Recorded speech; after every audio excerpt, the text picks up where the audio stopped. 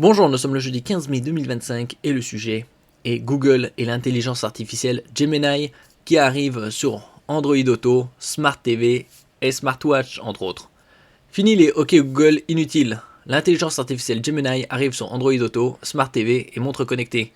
Google déploie son assistant Gemini bien au-delà des smartphones, qui était déjà à sa version 2 récemment.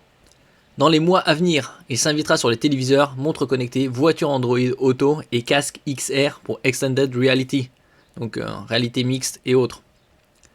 Une extension stratégique qui prépare le terrain d'un écosystème intelligent omniprésent, et ça ce sera dès cette année. N'oubliez pas de vous abonner pour plus de news sur le monde de la high-tech ainsi que les bons plans, également sur mon Twitter et en description sous toutes mes vidéos, vous pouvez les retrouver dans mes playlists. Après les adieux de l'assistant Google au profit de Gemini sur Android, voilà que l'intelligence artificielle de Google, jusqu'ici cantonnée au mobile, au web et aux ordinateurs, s'apprête à franchir un nouveau cap. À l'occasion de son événement The Android Show, I.O. Edition, la semaine prochaine ce sera Google I.O. 20 et 21 mai, Google a confirmé que Gemini sera bientôt disponible sur d'autres écrans du quotidien, Smart TV, voitures, smartwatch, sous Wear OS et casques de réalité étendue. XR. Gemini étend son empire sur l'écosystème Android.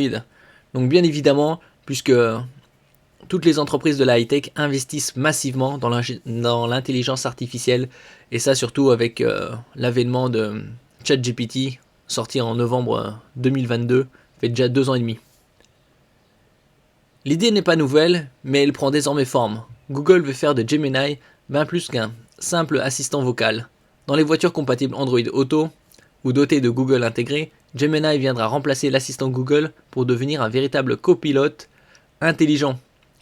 Lecture des messages, traduction à la volée, recherche d'adresses et suggestions contextuelles seront de la partie. Mieux encore, Gemini Live, que nous avions essayé, promet une assistance évolutive capable de s'adapter au style de conduite et aux besoins en temps réel.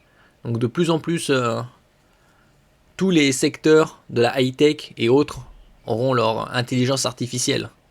On peut le voir dans différents domaines comme la médecine, la sécurité, le divertissement, l'amélioration des photos, vidéos. Sur les montres connectées équipées de Wear OS, Samsung Galaxy Watch 7, Samsung Watch Ultra, Pixel Watch 3, ainsi de suite, l'interaction se fera en langue naturelle. Il se fera de dire « Rappelle-moi que j'utilise le casier 43 aujourd'hui, par exemple, pour créer une note contextuelle. De quoi rendre les rappels, la météo ou les suggestions d'itinéraire encore plus fluides, même pendant un footing. » Donc on voit une interaction et des investissements colossaux, surtout ces dernières années. En ce qui concerne cette année, ce sera plusieurs dizaines de milliards pour les différents géants, notamment les GAFAM. Les téléviseurs sous Google TV ne seront pas oubliés.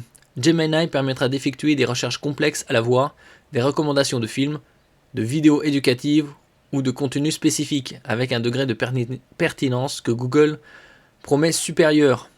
Bon, c'est le but aussi de l'intelligence artificielle, c'est de converser comme si c'était pratiquement un être humain, au niveau de la compréhension.